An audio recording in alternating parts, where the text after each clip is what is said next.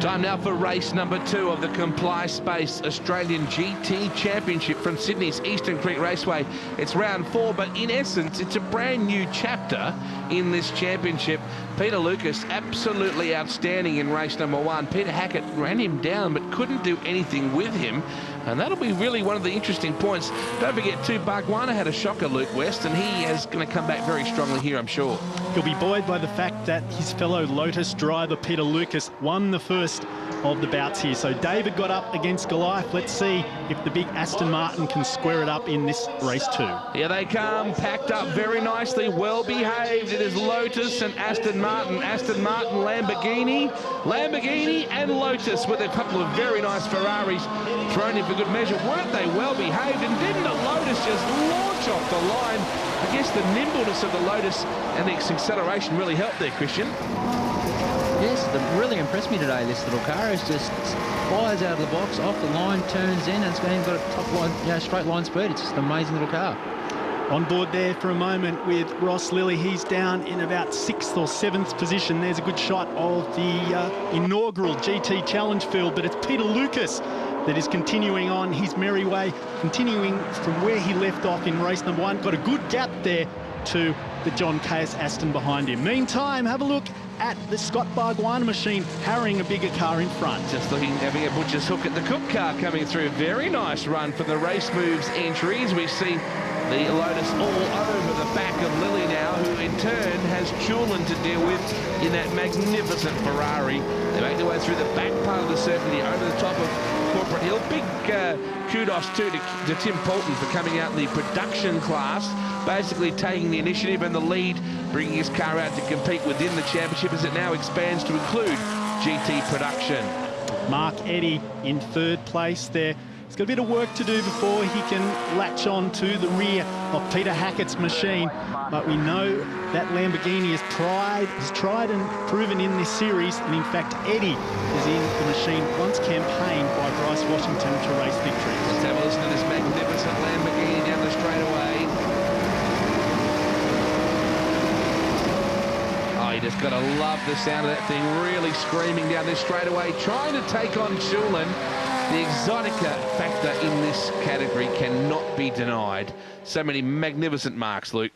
Yeah, overseas at the moment, we've got a round of the European GT3 Championship on board again with Ross Lilly harrying the Ferrari there, the shell machine of John Chulin. And let me tell you, at the German round of the Euro GT3 Championship, we've got 8 different marks competing in the top 10. Well, it's certainly a class of variety. I'm just wondering, the circuit itself, is it physical, Christian, from a race car driver's point of view? Oh, definitely. It's quite challenging. Constant flowing corners, cars that really just want to jump off the track at any given time. Little slow speed corners, which are quite important to get out. It really keeps you on your toes, especially up and down. And with the blind crests and blind corners, it always gets your attention. Mark Eddy in 3rd place. He's the most recent winner in the Australian GT Championship. Won the support race at the Australian Grand Prix at Albert Park. And with Alan Simonson competing in that German event I was talking about a moment ago, he has the opportunity to take the series lead. There is the current placings at the moment, thanks to Comply Space. Lucas doing the biz again at the moment. Mark Eddy, the quarterback entry, in 3rd place. This is an interesting matchup here. Lotus, Aston Martin and Lamborghini in a straight line. The Lambo looks very fast indeed, but once again, that little Lotus skips away. Here comes Eddy up the inside. Now, this is brave into turn 1, Christian. You know yourself, you've really got to take a big, deep breath coming in there. Yes, that could have been a monster build for the panel beaters there, but noticing that Hackett can't get a toe off the little Lotus going down the straight, whereas a Lambo just stuck right in under the wing of the Aston and got towed all the way nearly across the start-finish line, but unfortunately Mark Eddy couldn't just go on with it.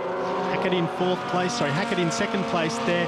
He's very happy with the way things are going this weekend, given his first ever run. The car was brand new. Meantime, there is Greg Ward in the 14 machine, going down the inside there. Just a cigarette paper, I think, between he and the orange Lotus there of Angelo Lazarus. Lazarus just wanted to come back into the corner here and realise with horror that, there's a Porsche in the way. Getting back to what you were saying about not being able to get a toe off the Lotus. So the smaller car has that advantage as well, that it's not going to tow along the bigger cars behind.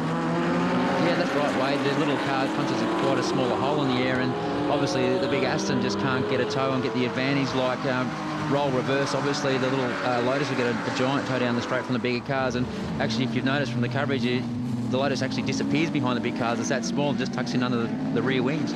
So again, we go back to the battle, the GT Challenge machine cars. So there was Krashos, the pharmacist from South Australia. Meantime, back up the front, Ross Lilly on board with him in the Lambo. Does he have the pace going to turn number 1 to get around the Ferrari of John Chulin? De Gostin is shadow boxing here alongside me here, willing the Lamborghini up the inside. We just saw a shot before too of Ted Huglin's magnificent Consolidated Chemical Company Triple C Lamborghini Gallardo making its debut here this weekend.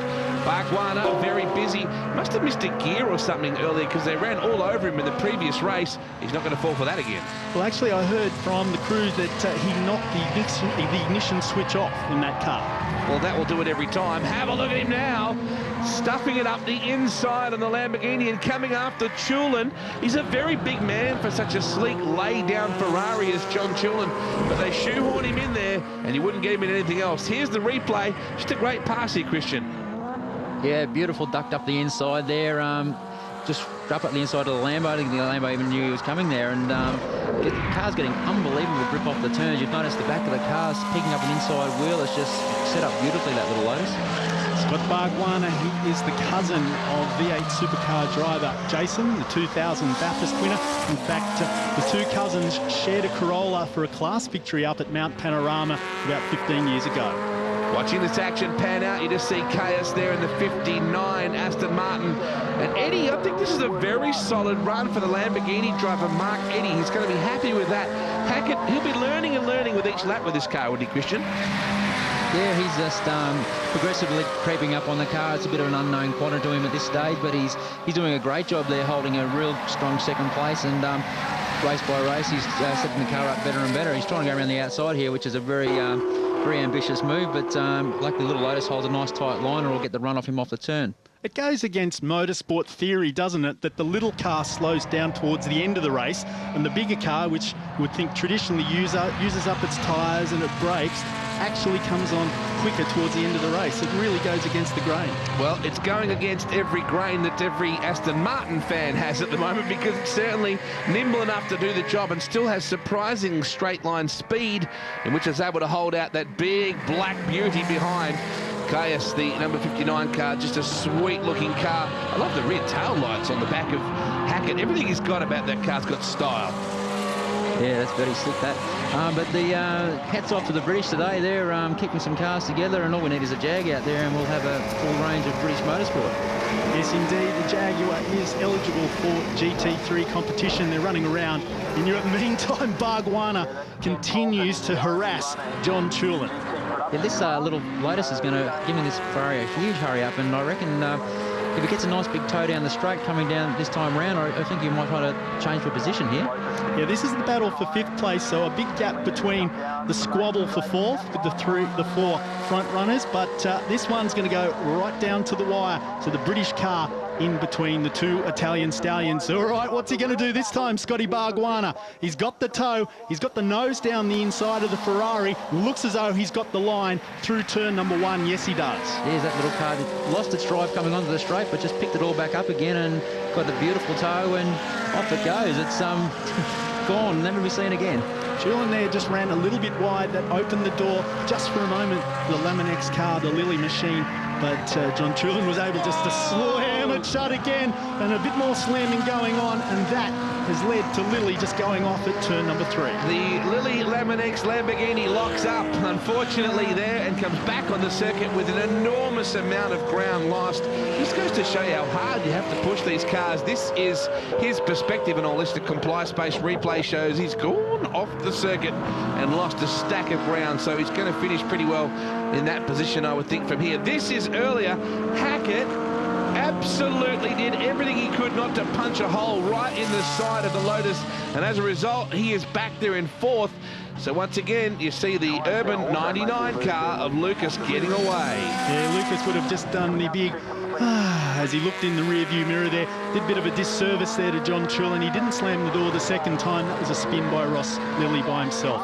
Meantime, the battle is on. So John Caius from Victoria, the company director, third place. British Racing Green with the yellow highlights there, number 59. He's yet to win a race in the Australian GT Championship. He wants to do it this weekend.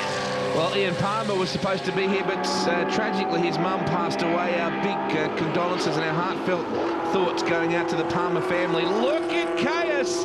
Well, that was just a magnificent pass. Beautiful switch over there, just running a little bit wide and held him out wide into turn one and just nicked up on the inside of him where the Lambo has still probably had a bit of understeer where Caius could get back onto the gas and back onto the turn and drive out and exit a pass. So Caius up to second place, only one car in front of him, of course, and that's Peter Lucas. And with the Aston Martin coming on strong, we are set for a big finish. So we go down the field now amongst the Porsches. And that's Richard Kimber in the number 58 car. And he and teammate Kim Burke running in cars that have been in Targa events. So converting that now. Whoa! So Nick O'Halloran in the black Ferrari there, gets down the inside of Ted Hughlin. Oh my goodness, the price check on a left front quarter panel for a Lamborghini is just too scary to think about. Up the inside, just a little bit of exuberance, I think, on the part there of O'Halloran. Probably didn't realise he was coming up that quickly on Hughlin in the braking area. The Lambo certainly lives on. It's a stout proposition.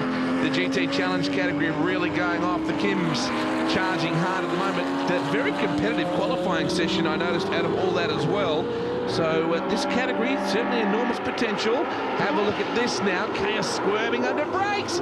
Gee, he got him. Certainly do. New race leader, John Caius, Captain Caius, as he calls himself. Got the captain word on his helmet. He's our new race leader. Can he hang on for his first race victory? Yeah, I just think that little Lotus just couldn't pull that up in enough time. It just had to keep the wheel straight so it wouldn't lock the tyre. And yeah, as you see, just drives straight on. If he had pulled this bit of steering onto that, it would have locked and pinched the tyre, and that would have been the end of him there. But he just sort of gathered it up, but unfortunately left the gap, and Caius just drove through to the lead. Caius had Will Davison, the V8 supercar driver, alongside for the Sandown GT Classic. They had all sorts of dramas last year. But chatting to Caius in the pits, he said he picked up a few tips from Will Davison. Whoa!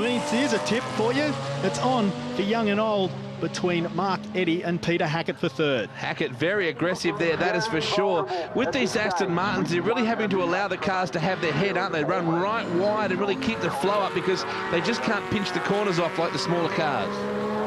Obviously, Hackett's picked up the panel beater sponsor between race 1 and race 2. He's getting really aggressive with that car and having a bit of a biff and bar. He's obviously got the car a little bit set up better than race 1 and having a real go.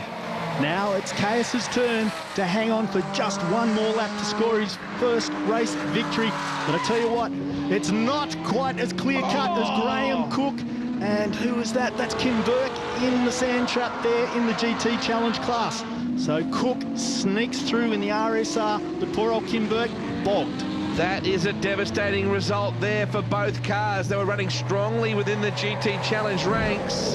There's a replay. The Comply Space replay shows Cook. Burke was desperately trying to stay out of all that, but just ran out of options, unfortunately. And ironically, he's the one that ends up stuck, and Cook manages to live to fight another day. This will be a big moment here for Caius if he can hold on. It's a little bit ragged just through there. His first ever race win is beckoning, and Christian, you got to know, he probably feels a bit nervous. You've been down this road before. Oh yeah, he'll be hearing all sorts of noises, squeaks, rattles, and I think he'll be grinding gears and looking up tyres. But he's only got 2 corners to go, and he's got it in the bag. He's doing a great job at cars, sitting beautifully on the track. Got good exit speed. He's really got nothing to sort of worry about. He's got it in the bag if he doesn't really do anything silly from here on in. When was the last time an Aston Martin won a race in Australia? If it wasn't the 1950s or 60s, I tell you what, it was never. But meantime, round the final turn now, Captain Caius in the Aston Martin, the 6-litre machine, comes down the straight, and he will take his first ever victory in the Australian GT Championship. What a great result for Caius. He will be elated. The double checkered flag. Lucas, geez, stout, isn't he? In that second spot. Eddy in third. Hackett in fourth. Here's the battle within GT Challenge. Absolutely rocking all the way to the line here. As Lotuses certainly are a force to be reckoned with. We run all the way to the checkers here. That is Greg Ward having a really good go. Checkered flag at the ready. This will be close. Ward just hanging on, but it was a late race charge. KSU winner from Lucas, Eddie Hackett, Bargwanna fifth, Lily, Chulin and Ward. Well done in the GT Challenge.